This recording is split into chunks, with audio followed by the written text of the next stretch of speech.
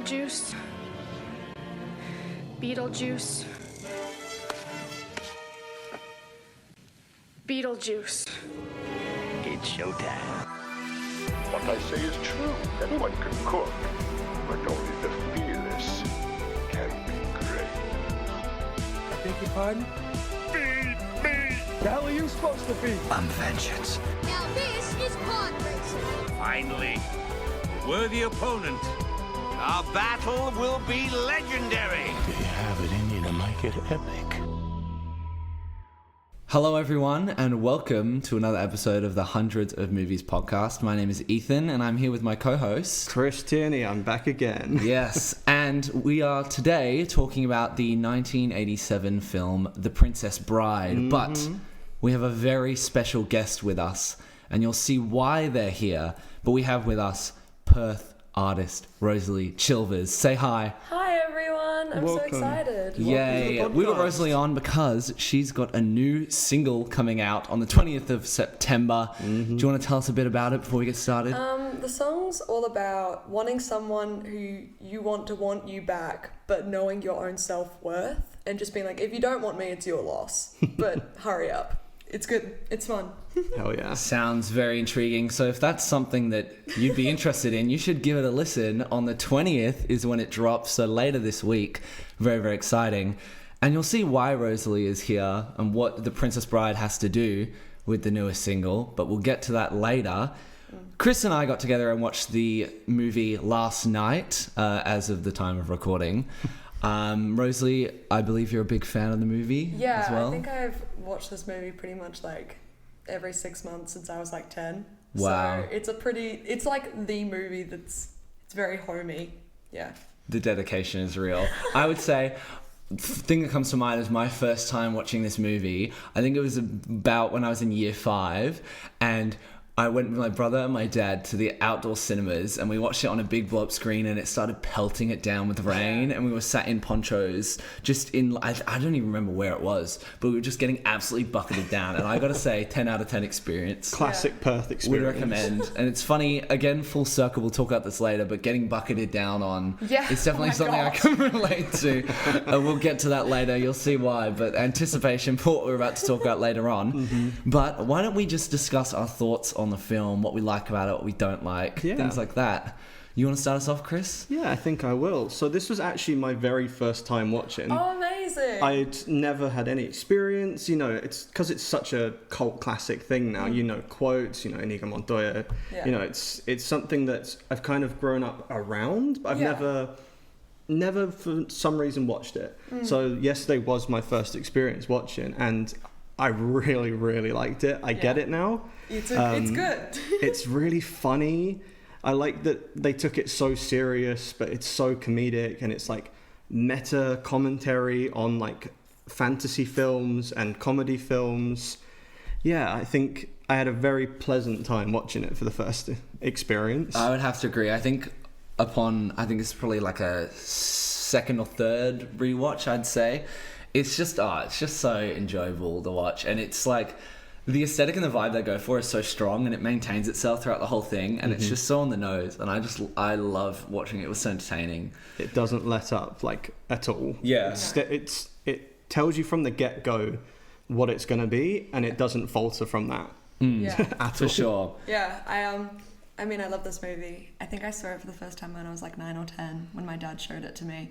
But like even since then, it's like, I want to be Buttercup. And then as I've gotten older, I've been like, no, I don't want to be Buttercup. That girl could have saved herself if she had tried, even slightly throughout the film. But it was. I feel like it's a really good, like a really well done medieval film. Like it has like the elements of stuff. There's no like technology. They don't bring anything in like that. It just feels really like close to what the time period's meant to be, and it feels like it really stays within the world of itself. Like it doesn't go into other I don't know, it's really good. I really like this movie. I think the locations they shot at and the costumes are both gorgeous. They're insane. I think we had a look at it yesterday. I think they shot around Ireland and England. All around England and Ireland. It's just absolutely gorgeous. The moments when you're watching like, this is incredible that they filmed you know, it's a real locations. I know it's so gorgeous, and like it's great when films make every shot try to look like a painting, and like this is one of those films that's like close to it, where it just looks, everything's beautiful, the color grading is amazing, and it's just so it's so vibrant and pretty to look at. Like it's so gorgeous. The sunrise scene is one that really like stands out. That's just, it's so stunning, and just, it really, like, I feel like even that scene just shows what the movie is all about. Yeah. The cast is like perfectly casted as well, I have 100%. To say. Everyone fits their roles so well.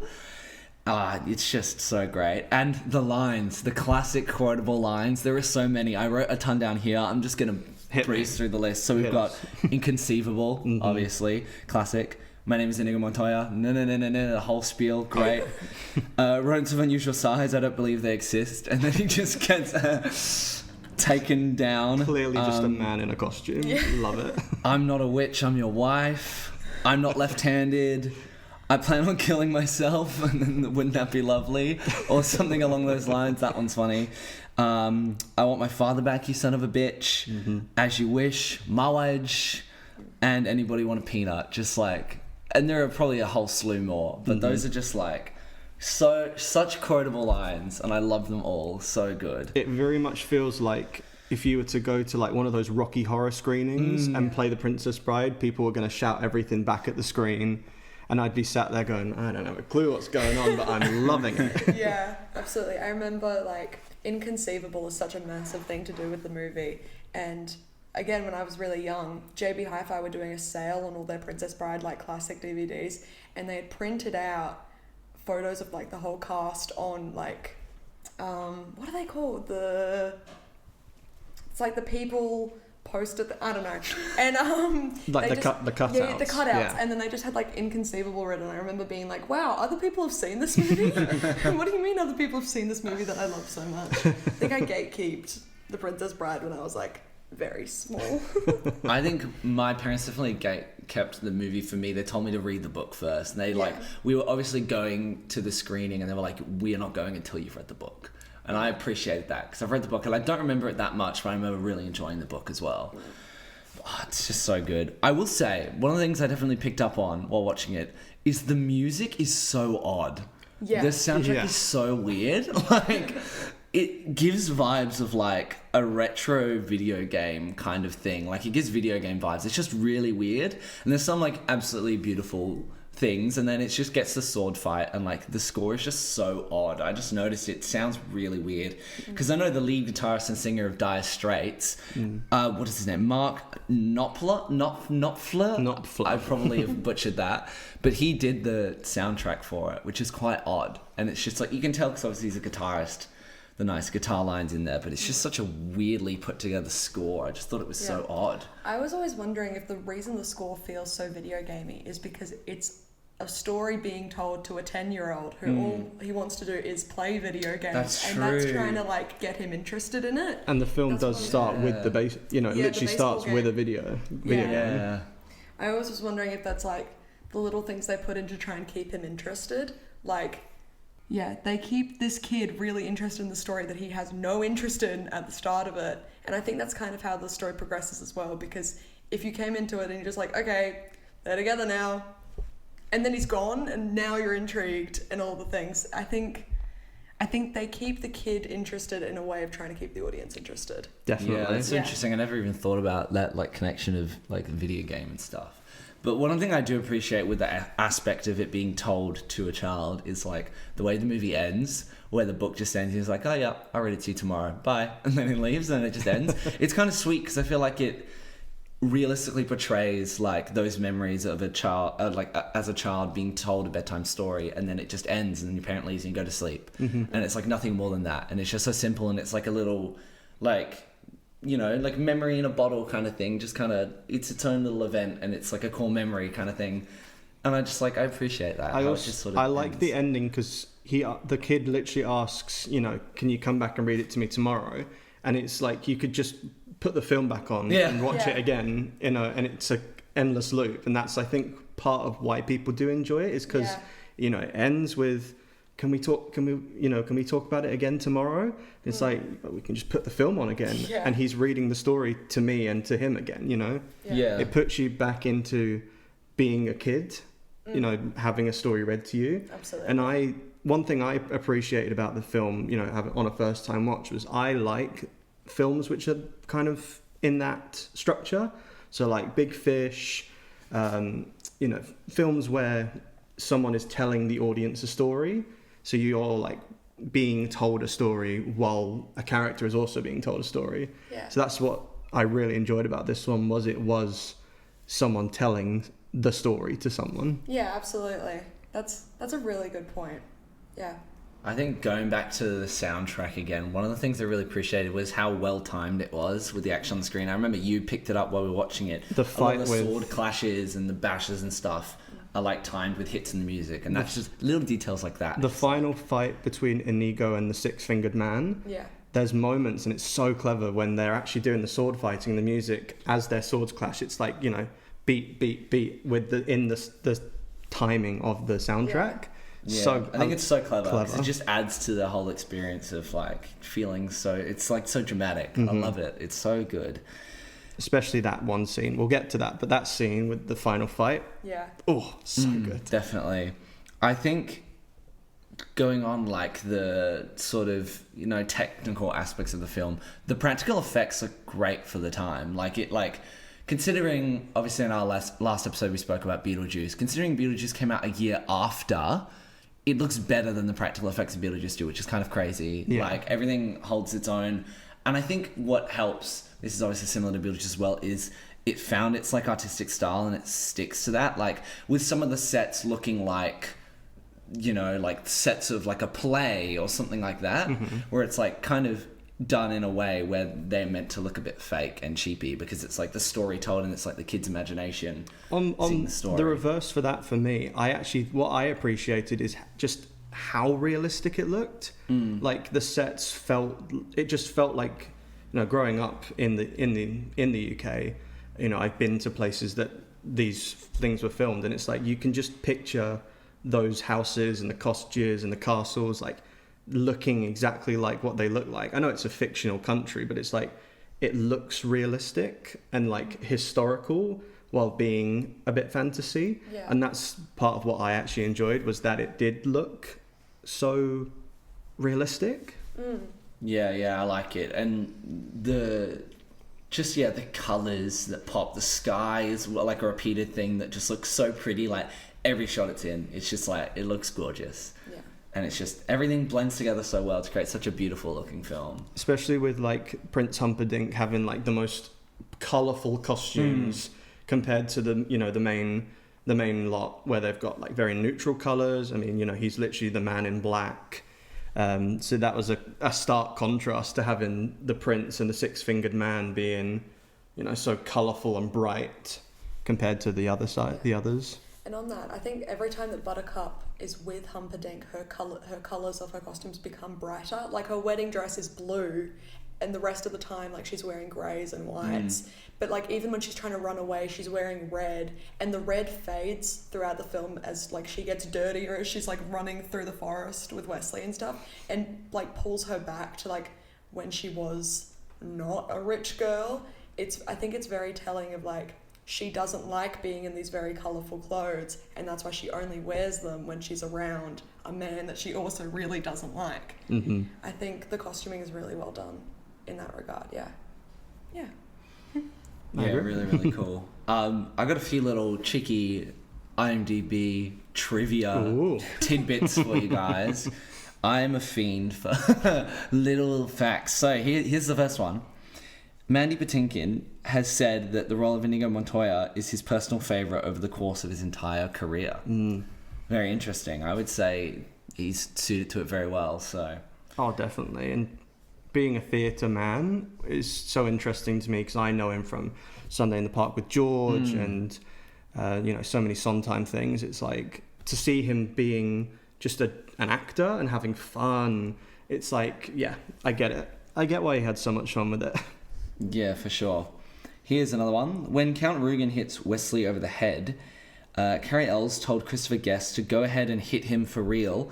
Guest hit Ells so hard that he knocked him unconscious and lacerated the top of his head, and production was shut down for the day while he was sent to the hospital. Jeez. Jesus. I'm sure they probably kept that in the final cut as well. Probably. But that's that wouldn't happen on today's movie sets. No. Yeah, honestly. And then finally, Rob Reiner, the director of the film, he has a cameo in the film. Where do you want to guess his... I feel like you might know this. I think I do. So for Chris, where do you think his cameo is in the film? Do you want to take a guess? Is it one of the wedding? Is it the wedding sequence? It's probably not what you would expect. He is the voice of the rodents of unusual size. I thought he was going to be the guy who stands out of the gate.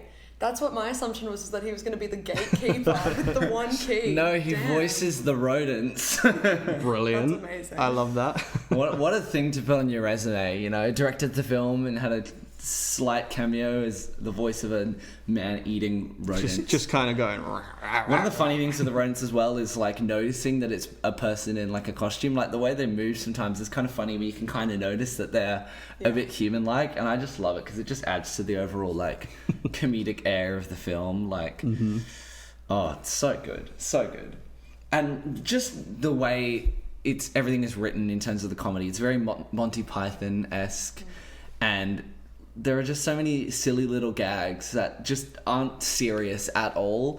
Like the albino's voice change, where he goes from all like gravelly and raspy to clearing his throat and he just speaks normally. I thought that was very funny. Little things like that, or like when Inigo Montoya is about to duel the six-finger man, he just stands there and turns and runs away immediately. Oh, it's just so many little things that are just so funny. Oh, I love it so much. So I did a bit of research into how the film actually came about. Yeah. So obviously it's based on the book of the same name by William Goldman, who actually was actually the writer of the screenplay for the film. He's very protective over this project. Absolutely. So he's involved in literally everything that's ever been made of it. So the director, Rob Reiner, was actually gifted the book as a child by his father, and he'd been wanting to adapt the book into a film since like the mid 80s. And it was actually during the production of Stand By Me, which he directed as well, he approached Paramount to make the film. He was told that he wasn't the first to try it, and they were like, we're not going to do it because no one can get it right. Turns out in 1973, 20th Century Fox actually had tried to make a film. They'd paid $500,000 to get the rights to the film from Goldman.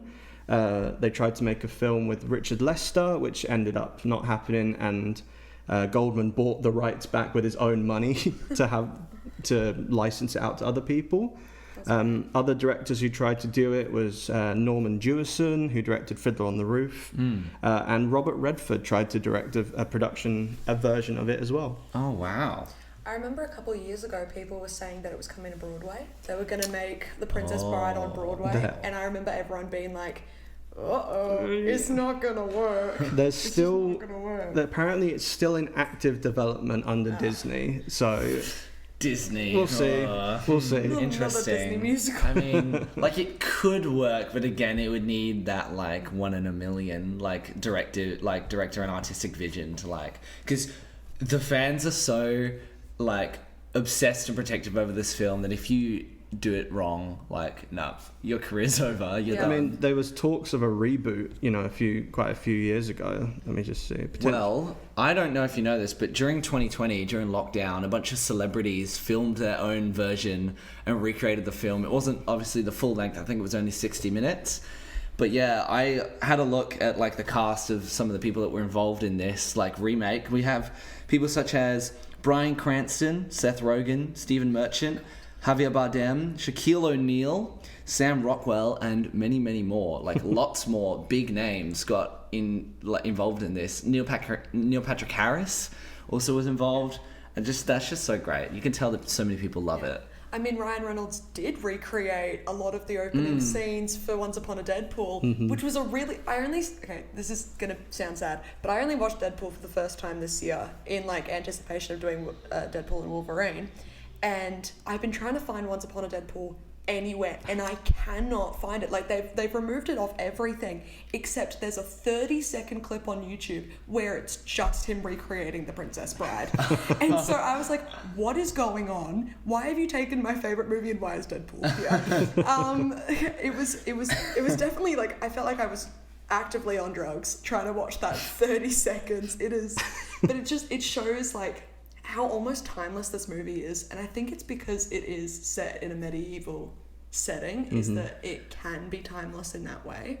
Yeah, and the aspect of it being told to a child as well is that also makes it timeless, because this can be happening with any child at any period in time. Like, it's great that there's not really many like time references in like that real world kind of scene that really dates it, apart from obviously the video games and stuff. But aside from that, there's nothing that really dates the film, to be honest. Like, it could have been something that occurred like yesterday, which is great that it holds up so well. Yeah. And also with this film, so in 2006 and 2013, it was selected by the Writers Guild of America both times as the 84th best screenplay of all time. Wow. 84th twice. Yeah, same as both. And it was officially selected by the Library of Congress for preservation in the US National Film Registry. That's obviously that's a lot of films get put into it, but it is I don't know if you know much about the film registry, but basically anyone can vote for them. It has to get a certain amount of votes and recommendations from directors, producers, blah, blah, blah. But they get put into this preservation library for being culturally, historically, or aesthetically significant. So you can look it up. There's loads of films in it now, but, you know, for a film to get that praise is like a big deal. I think it hits every mark too. Like, it has had cultural impact within the quotes, and it's so memorable. It's aesthetically like right on the money. I feel like it really hits every point to get into that. Yeah. And I'm so glad that even after all the success of the film, and I'm glad this is also William Goldman being so protective, that we haven't got a sequel, or like at least haven't got a remake. I'm glad that it's kind of been left untouched and it's been protected, because we don't need that. We don't want that. One thing that's interesting is it was actually not a success for, like box office wise. So it was made for 16 million, which is modest. But then it only made back 30.9 million, which for the time, you know, today's standards, that's an absolute flop. Yeah. But for the time, it was, you know, mild. It didn't break any records, so the studio weren't necessarily being like, oh, we don't need to greenlight anything. But then obviously it just became what it is, you know, the cult classic, and people loved it. But there was never one thing that they, you know, was found was like people weren't clamoring for more. It's like, this is perfect, I love this, I don't touch this, you know, please. Yeah.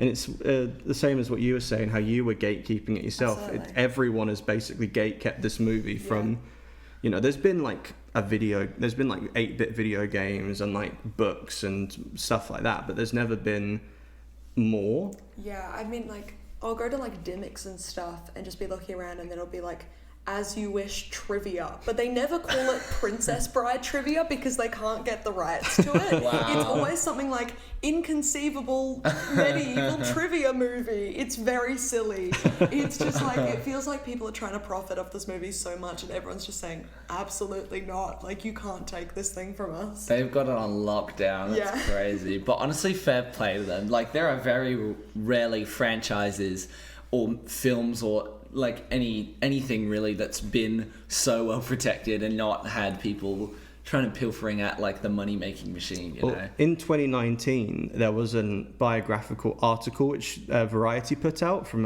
a guy who worked at Sony, saying that there are people who want to redo The Princess Bride, and I don't know if you remember this, but the reaction on social media just went, no, it was hugely negative. Yeah. And Jamie Lee Curtis, who's married to Christopher Guest, who's, I believe, Humperdinck in this film.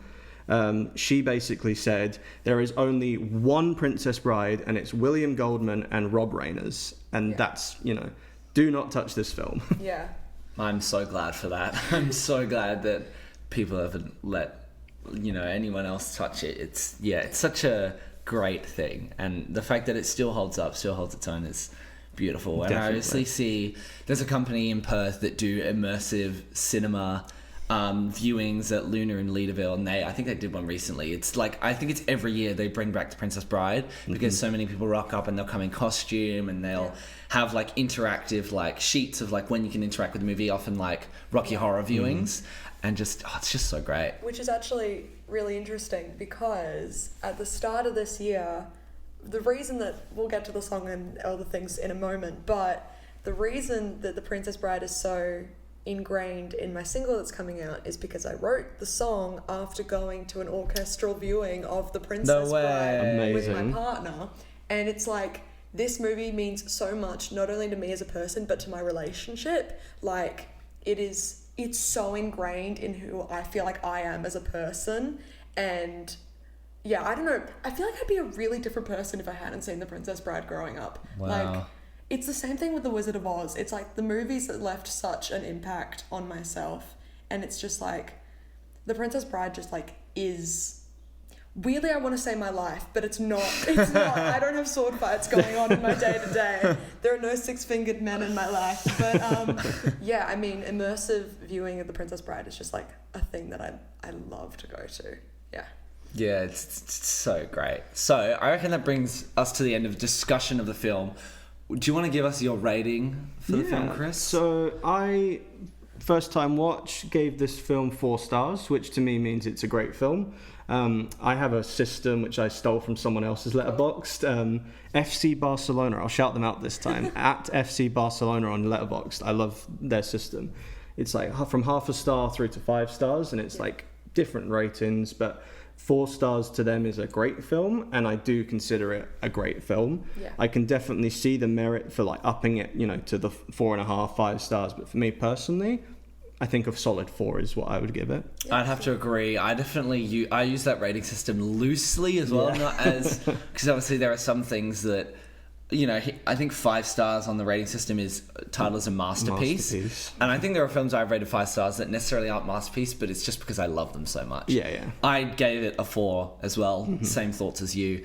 What's your rating of it? I'd probably give it a 4.5, solely because there is one scene in the movie that I really don't like, and I don't know if that's because I'm so attached to the characters, but I really do not like the rodents. The rodent scene. Okay. It really, I don't know if it freaks me out or like something, but it makes me really uncomfortable in a way that the rest of the movie doesn't. And so I feel like that one scene, for me personally, knocks it down. I would say there is that scene, and also the scene when Wesley's getting tortured. Those freaked me out as a kid. I did not like that. It made me so uncomfortable. And also, just before we move on, the fact that Buttercup does nothing when Rosalie's being attacked, and she's like holding the stick and is like, "Oh no, don't get hit by the rodent. It's just so sexy, and she's not doing anything. Oh, that irks me. That's the only thing. Another thing I loved is that it takes the old age damsel in distress story and kind of rejigged it. Yeah. But Buttercup brings that down because there are moments where she literally is just so useless. Have you guys seen the like Disney Sleeping, like the original animated Sleeping Beauty? Yeah, not for a long time, but Aurora has 12 lines in that movie. In total, Aurora has 12 lines, and it feels the same with Buttercup sometimes. It feels like she could have had 12 lines in this movie and made the same impact. Yeah. Because she doesn't do anything. Everything just happens to her. Yeah. Yeah, that kind of irks me a little bit, but yeah, those are our rankings of the film. Now, that segues us onto your newest single. Do you want to tell us a little bit more than what you've already said? So, I wrote this single because it's called Affection Deficit Disorder. I wrote it a week after I got diagnosed with ADHD, and a big thing was like the person I wrote it about, who is now my partner, loved this movie growing up, and I was like, that's so crazy. I love this movie too. And so when it came to the process of recording and releasing it, and I was planning out the photo shoots and everything, I was like, oh, maybe I want to recreate this moment, maybe I want to do this. And then we saw The Princess Bride with the orchestra, and I was like, oh, this is what I'm gonna do with it. And so I ended up working with this amazing director called Lula Armenti, who's made this really beautiful, wonderful music video. And Ethan actually plays Wesley in the video. Surprise! He's here. I feel it's quite funny though. It's basically, the video takes place in the first 5 minutes of the film, with Buttercup and Wesley, of them pining for each other and not saying anything, because the song's always about, why don't you want me back? What are you not listening? And so I have Ethan, Wesley, lip sync the entire song to me as I'm just not picking up what's going on. But because we had a budget, we actually just have a massive time jump, and it like disappears, becomes Dread Pirate Roberts, rescues me, but we don't see any of the kidnapping or anything, and then we roll down the hill, and that pretty much ends the thing. I will say, filming that music video, I'm sure Ethan will talk about, but we had hoped for sun. We did not get sun. Well, actually, okay, that's a lie. We got sun when we filmed the sunrise shot. We did manage to get no rain for that, but we had planned for massive downpours, and then it wasn't raining. So the crew's like, what are we gonna do? We're gonna fill up a watering can and just dump it on Ethan's head the entire time we're filming. At one point they're like, let's just get the hose. And I'm like, what are you doing to this poor man? For reference of like how like crazy this was, we obviously had the weekend and we saw the weather forecast that it'd be tipping it down. So I believe like you rewrote some of the storyboard to fit for the rain, right? Yeah. And when it came to film, we were like, oh, we'll leave those scenes last because Ethan's gonna have to get drenched. And then we leave it, and then it just stops raining. And we're like, are you kidding me? We planned for the rain. So I basically had to, get watering can, freezing cold water dumped on my head. This was like middle of winter, mind you. This was like a month or so ago. And so it was like cold outside, and we were basically just wearing like, you had a dress that my dress didn't properly fit at the back. Oh no. And I was just wearing basically like a singlet and this like very lightweight shirt. So we were both so freezing. Like the hoodie was like a savior for Rosalie on set. I wore my hoodie the entire weekend, and we were filming the scene of where they say goodbye. And I didn't even realize I'm wearing my sweatpants. Like the first time we shot it, we ended up taking them off and everything. But it was like the first time we shot it, I didn't even realize I was wearing sweatpants in it.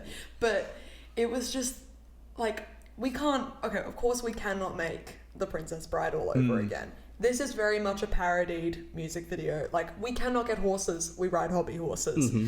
We do not have that momentum of a hill. We had to roll down a hill, but it was gravelly. It was muddy and dirty, and there were rocks. And Ethan and I struggled. I ended up like accidentally flashing everyone. That's not in the video, by the way. It's not in the video, don't worry. We've cut that out. Don't go watching it for those reasons. I gotta say, the dedication on our like halves for this video is insane. Like, we waited for the rain to stop for the rolling. We left the rolling to last. I threw myself down that hill, ruined my nice Doc Martens, ruined my nice pants, but it's okay. Dedication to the craft and getting the cold water, and I had like they had a spray bottle wetting my hair. They had a watering can on my head. They had then rain. I had to like, there was a scene where I hold an umbrella over Rosalie and I'm getting rained on and she's all dry, and it was just it was such an experience to just get pelted down with rain in the freezing cold while Rosalie was like nice and dry. I gotta say, I feel like I felt so terrible for Ethan because it's my music video and I'm the one who like helped write it, and I'm just torturing this poor man. And you just got Luther over on the side like, one more. Do it again. Do it again. Do it one again. more. And so it got to the point where it was my rhythm guitarist's like farm in Wundowie, which is like an hour and a half out of the city, where I was just like, get him a hairdryer, let this man take a shower, leave him alone for like an hour. But it was like, we spent so much of the first day waiting for rain and just realizing it wasn't gonna come. And so it was just, and then we had to improvise, and poor Ethan got drenched. Yeah, hey, it's okay. As long as it gives me like a good performance in the video, that's all I care about as an actor. You are dedicated to your craft. And even like Rosalie said, it was like an hour and a half out, and for the like sunrise/sunset scene. We did it for sunrise, so we were up at like 3 a.m. Like Rosalie had her makeup done, like early hours of the morning, driving out in the complete darkness. Like I remember one of like our like ADs sent a message being like, "Hey, please be careful of kangaroos." Oh God, of course. Crazy, just driving in pitch black at like 4 a.m. out into the hills to then stand in the rain again. And it was just crazy. The lengths we went to like parody Princess Bride. It's like, that's how much it meant. I gotta say though, I don't know if William Goldman would exactly like our interpretation, but I think that's okay because it's a parody of what it is. Yeah. And the thing that Ethan hasn't like properly seen yet is that on the third day of shooting, I had all of my friends and people that have like made the project happen come and be in the music video as cinema goers, watching it, doing the lines, Amazing. like doing Inconceivable. We did an Inigo Montoya line, like, because we couldn't hire enough people to play the cast, so we wanted to honor those lines in a way that we could. And so they're definitely in there. You just need to look for them. Yeah, I believe also one of the editing choices that's going to happen is, like, while I'm obviously lip syncing to the song, it's going to have subtitled like "As You Wish" and things like that. And when we're rolling down the hill, same thing with the "As You Wish" and stuff I've like got that. to say, in the film, those stunt doubles, they ate shit getting thrown down those hills. Jesus. Absolutely. And then poor Ethan just got thrown. Yeah. Ethan Can relate. It was like when we were talking about attempting the role, it was kind of just like, oh, you know, do whatever's comfortable. I was like, I'm going for it. I was like toppling down, and then there's Rosalie just like arms tucked in, like a nice polite like log roll down the Safety hill. roll. And they kept being like, you're not doing it well enough, so Ethan, go again. And I kept being like, I feel so bad. And then at one point I just slipped, and they're like, we'll use that one. There we go, that's the one. It looks like random and wild because I just slipped down the hill because it was so wet and muddy. But yeah, so Affection Deficit Disorder, September 20th, accompanied by my Princess Bride parody music video. You got to watch it. It's going to be great. I'm very, very excited to see it. One thing, a special little tidbit of information for the listeners. There's a continuity thing that I'm sure is going to show up. I had this massive sword on my hip, right? This sword is like the size of probably a 13-year-old, I would say, like a good, like medium-sized teenager, and it was like hanging down my hip off my belt. It's so heavy, and it's because Theo, who's obviously in Rosalie's band, whose farm it was, like I'm pretty sure it's his dad, just makes swords. His dad makes prop swords. I love that. And so we couldn't find a fencing sword. I was like, you know what? You're just getting a sword. And so it was proper metal, like unsharpened, but still had like a pretty pointy tip. Big like knight sword, top heavy, like crazy. And I was wearing it on my hip. And we have this scene where we're like having a bit of an argument, lip syncing at each other. And then Rosalie shoves me, and that's when I fall down the hill.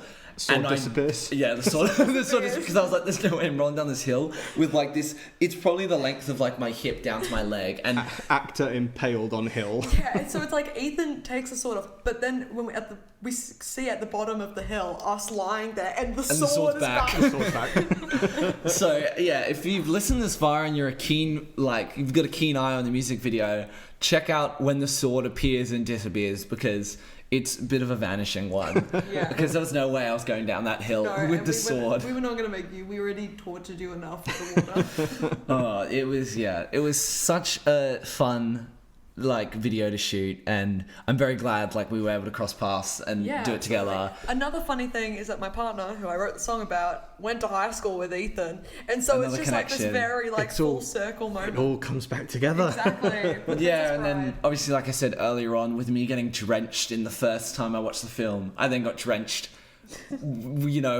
playing a character from the film later on, and I remember being on set and we just kept saying like, oh, here's another similarity. It was really, really weird. Amazing. Yeah. But yeah, it was so fun. I should also mention for any Perth 18 plus listeners, I have the single launch for the song where we're also going to show the music video on like a big projector and stuff so everyone can see it in its like fullness. We'll be at the William Street Bird in Northbridge on September 27th. I think tickets are like $15. It's going to be worth it. I'm going to put on one hell of a show, so come down, and I'll probably just rant about the Princess Bride randomly in the middle of the set. Brilliant. 100%. It's a great song as well, by the way. Like, I even though I was lip syncing it and doing several takes of the whole thing, I haven't got sick of it yet, and I'm excited for it to actually come out on Spotify so I can listen to it, because that is a banger, certified banger. I have pre-saved it. It's going straight into my playlist. Yes, I'm dedicated. I'm on it. represent. Perfect. And that's what's great about this is it's two birds with one stone. We've got the supporting Perth artists, and I was in the video, and I'm famous. Ethan was in the video. Ethan is famous. Ethan had to tie my shoe. Yeah, I did have to tie some shoes. I got down there in the rain, and No rain, watering can. Oh yeah, true. Watering can. No rain, watering can. I remember I was trying to acclimatize myself to the cold, and I was like, acclimatize me, and they pulled up my head, and I was like, oh my god, it's so cold. You don't even understand. Oh, it was, yeah. I wouldn't trade it for the world, though. Oh, yes, just to be able to play Wesley was just like so much fun. You got it. So good. So just wanting to, starting to wrap up towards the end of the episode. Is there anything you've watched recently you want to talk about that's unrelated to Princess Bride? Any films, any projects? You got anything you've seen? Okay, can I talk about a TV series? Absolutely. Yeah, go for it. Have you guys seen Gossip Girl? No. Okay, XOXO. I think it is the craziest show you could ever watch, ever. And I watched it when I was really young. And recently there's an Australian YouTuber named Mike's Mike who does these 2-hour long recaps of his favourite TV series from the 2000s. He's done Pretty Little Liars, he's done Lost, and he's in the middle of doing Gossip Girl. And it's just like, my favourite show has become so insane by season 4. Like, there are drug deals with buttons in jackets. She marries a prince. They're all insane. Every single person is insane. Which leads me to my point of apparently Blake Lively was trying to do something about playing Buttercup in a Princess Bride animated thing a long time ago. I love that. When Ryan Reynolds was doing the Once Upon a Deadpool, she was trying to get a Princess Bride animated thing. That could be kind of cool. That's cool. I feel like it'd be cool to have it as a standalone thing, it's its own story possibly, rather than just a recreation of the film. Absolutely. I remember seeing that, but that was 5 years ago, so now I don't know. Oh, interesting. Yeah, but I just remember being that's really weird. And Blake Lively is apparently not a very good person now. So I've seen things. It's odd. You hear things. Well, we watched The Wild Robot again yesterday. I did a triple movie day yesterday. I watched 3. I'll talk about the one I watched in the evening. But we did Wild Robot afternoon. As well. late afternoon we did Princess Bride, and then obviously I went home and we both watched another movie separately. Yeah. But yeah, we saw The Wild Robot in cinemas, animated movie at DreamWorks. It was beautiful. Absolutely beautiful film. Gorgeous. That's probably one of the best new animated films that I've seen in a while. I'm going to back this. So I've been on a run of movies this week. So I saw Speak No Evil. I saw this new film called The Substance. And then 2 of my favourite films, both in my list. I saw the new Transformers animated film. Really? And The Wild Robot, back to back. Transformers 1 is absolutely incredible. Really? Yeah. Okay. This is a shout out to my mate Viv, who I work with. Viv, I know you're listening. Transformers 1 is absolutely incredible. I never really... Oh no, that's a lie. I loved the Transformers franchise growing up. I used to sit and watch the Michael Bay films, 2007. So 8-year-old me, oh my God, they're so cool. But then you go back and watch those films and it's oh, they're not so great. But this one was the first animated Transformers film since the 1980s to be theatrically released. What a visual treat for the eyes, both Transformers and The Wild Robot is. You can agree with Wild Robot, but 100%. I love when animated films don't have to be, kids' movies. Yes. Even though they are both, marketed for kids, they do not talk down to you at all. Yeah. While The Wild Robot, deals with subjects of death and grief and, what it means to be a mother And found family. being an outsider as well, things like that. It was crazy. Yeah. And DreamWorks they've been on ups and downs in the last few years because Kung Fu Panda 4, stinky movie. Puss in Boots: The Last Wish, Great movie. One of my favorite animated movies, same level as the Spider-Verse movies for me is that one. So yeah, Wild Robot, Really, really good. Highly recommend. Yeah, catching. I watched Prisoners for the first time earlier this week. That was a great movie. Very, very, very stressful. Very Best dark. performance I've seen Hugh Jackman do. I will say that right now, hands down. Best thing I think I've seen him done. He was so raw and like it was the stress I was feeling. I love movies like that. Like Zodiac is one of my favorite films. It was that very like thriller, psychological, like I love it where it just builds and builds and builds and like there's a mystery unfolding. So great. But last night I watched End of Watch. Do you know about this film? I don't. Well, it's like a buddy cop movie. It's got Jake Gyllenhaal and I don't actually know the name of the actor who plays his partner, but yeah, you'll see it on my cheeky Letterboxd. It's like filmed in like kind of like a like found footage style where Jake Gyllenhaal's character is like taking like he's studying some sort of course in media is one of those like electives he's taking, and he has to film something for a project. So every clip of like, you know, footage in the film is taken as if he's filming it himself, and it's not like you're watching a movie. It's like you're watching footage, and like there's cameras in the cop car. He has like a handheld, and it's like basically they're cops in like I think like some sort of ghetto area in LA. And like this, I remember one of my friends from uni, his name's Braden. Braden, if you're listening, I love you. He told me to watch this film and I've only just gotten around to it. It is insane. It is insane. Like, it's gory, it's graphic, it's stressful. Like, I'll read what I wrote on my Letterboxd because I put, the pure stress and dread this film made me experience was crazy. It was raw and realistic and truly like no other film I've seen before. The loss of this is a spoiler. I won't say it. But something happens and it was heartbreaking and heavy. And then the film was very devastating. And some would argue that the director's choices weren't strong, but I would agree that it serves the film very well. So I recommend you watch it. I made the mistake of watching it at night while I was tired, and it just made me feel stressful and I couldn't go to bed.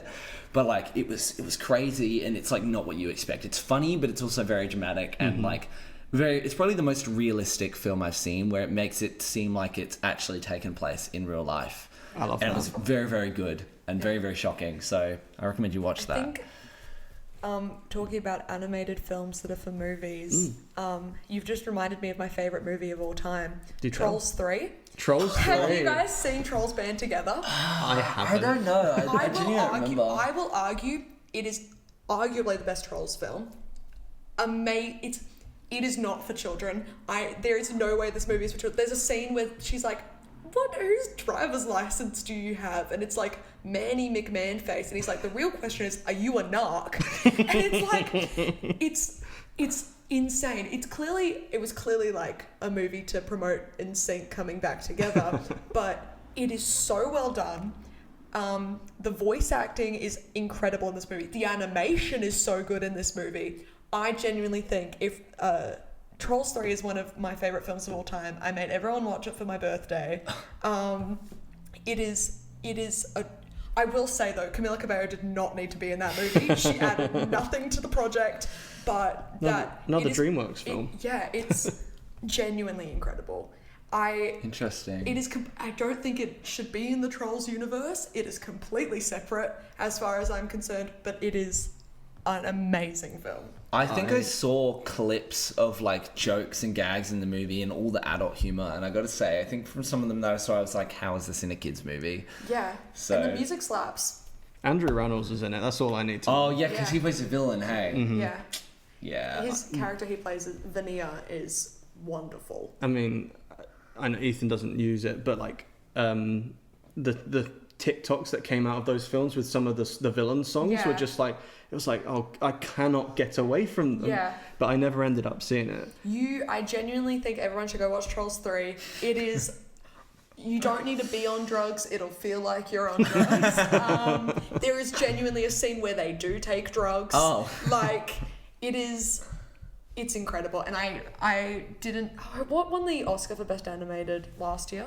Was it great? I think was it The Boy and the Heron? I feel like it. Let me.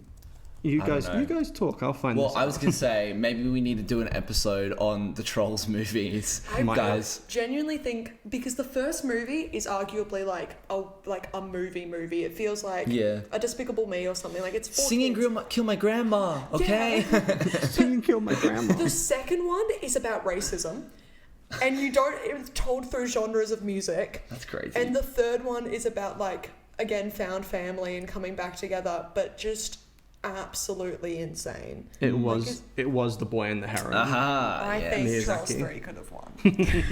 Yeah, I think for us to do a Trolls episode, I think the people need to pine for it. Yeah. So whoever's listening, if you want a Trolls episode, Let us know. you've got to earn that. We'll get Rosalie back for it. Let us know. We'll do a Trolls We episode. can do a Trolls trilogy. I love it. Yeah, but the people have got to want it. The people are going to want it. Thank you so much, guys. That's crazy. Now, to finish us off, I think we're going to do our little Rotten Tomatoes guessing game. Hell yeah. So the way this works is we're going to put forward 3 movie titles, and it's, the other people's jobs to guess what percentage critic rating they've got on Rotten Tomatoes. Obviously, what does it need to be qualified as fresh? Is it above 80? They keep changing their systems. Rotten Tomatoes. But obviously there are some films that are certified fresh, and that means it's like really great. I've got a good mix this time. I think they're going to throw you off. So what we'll do is, I think I'll start. I'll tell you the movie, and then you can each guess, and we'll see who's closest. Perfect. So my first one is Heathers, that came out in 1989. Original Heathers. Original Heathers.